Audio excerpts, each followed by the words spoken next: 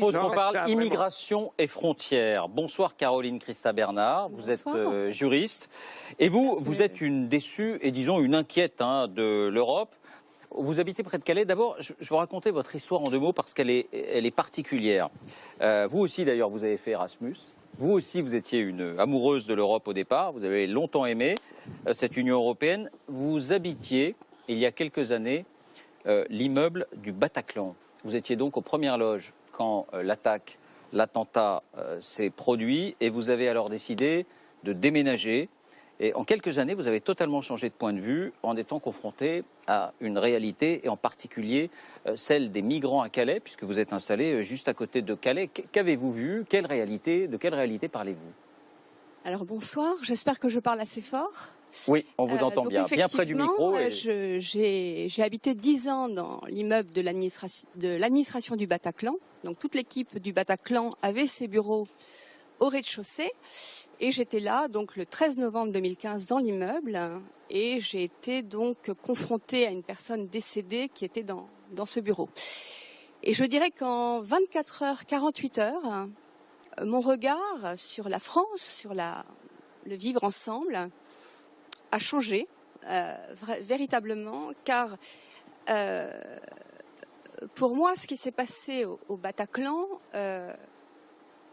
avait véritablement une signature islamique, c'est-à-dire une attaque vis-à-vis de notre civilisation européenne, rapprochez bien votre micro, nos valeurs, notre démocratie, notre laïcité, voilà. Donc mon regard a vraiment changé parce que j'ai tout d'un coup ressenti que la paix dans notre pays était menacée. On nous a beaucoup présenté l'Europe comme étant un rempart, une force pour cette paix, et tout d'un coup j'ai ressenti vraiment une menace pour cette paix. Et donc les choses ont vraiment évolué dans ma manière de percevoir la situation en France, car au fond cette Europe qui a été construite pour permettre cette paix, en parallèle il y a eu donc une immigration extra-européenne qui est arrivée depuis 30-40 ans en France, en Europe, et qui, à mes yeux, amène une islamisation et qui est un danger pour la cohésion de la nation, la paix civile. Et cette islamisation, nous la constatons tous les jours. Je pense que il y a une visibilité maintenant de l'islam dans notre quotidien, et les Français européens le constatent et en parlent de plus en plus, c'est indéniable. Et donc, moi, ma crainte avec une Europe avec les frontières ouvertes, c'est que notre identité, notre civilisation européenne soit menacée, que nous soyons peut-être d'ici quelques années en minorité, avec une civilisation différente qui s'installera. Alors, pour rebondir par exemple aux sujets qui ont été évoqués, on a évoqué l'agriculture, les directives européennes. Par exemple, moi je suis surprise de voir qu'en France, il y a de plus en plus de viande halal. Normalement, il y a des directives européennes qui prévoient un mode d'abattage, et tout d'un coup, on s'aperçoit par exemple qu'à Paris, 70% des restaurants fournissent de la viande halal. C'est déjà une forme d'islamisation. Moi, je ne suis pas musulmane, je ne suis pas d'accord d'une part qu'on m'impose ce rituel, et c'est aussi, je pense, l'Europe a proposé des normes qui protègent les animaux. Voilà.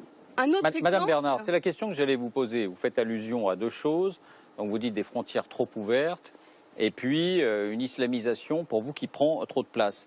Est-ce que c'est un problème national ou pour vous c'est vraiment un problème européen? Alors c'est un problème européen. Je pense que tous les pays constatent cette situation.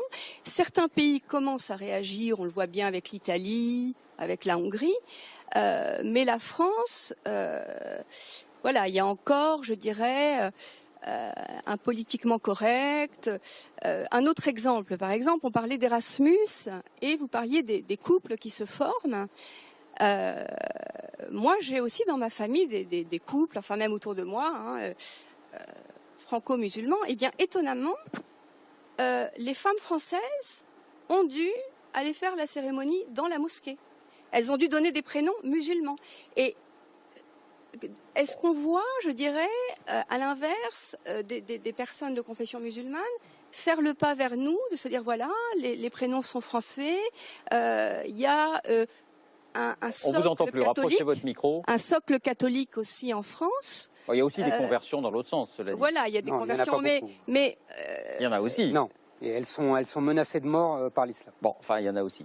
Donc, en réalité, voilà. Est-ce que vous avez une question, une remarque à formuler à Daniel Cohn-Bendit? Alors, effectivement, moi, j'ai donc quitté Paris pour le Pas-de-Calais, où la situation est aussi assez délicate, puisqu'il y a la situation des migrants. Nous les voyons dans beaucoup de villes du Nord Pas-de-Calais. Il faut bien sûr leur apporter de l'aide, de l'humanité, mais on constate sur le terrain, si vous voulez, comme vous le disiez par rapport à cette jeunesse, il y a beaucoup de pauvreté, il y a une jeunesse française qui est défavorisée et qui s'interroge aussi sur son avenir et qui est confrontée donc aux jeunes migrants. Il y a des questions qui se posent. Et donc moi, ma question, Monsieur Cohn-Bendit, c'est que on entend beaucoup d'hommes politiques, même de responsables d'associations humanitaires qui disent que ce processus migratoire n'est qu'un début. Qu'en fait, ça va s'accentuer, ça va s'accélérer. Et donc, quelle place auront, je dirais, les Français de souche européenne à l'avenir lorsque ces flux migratoires seront très importants ?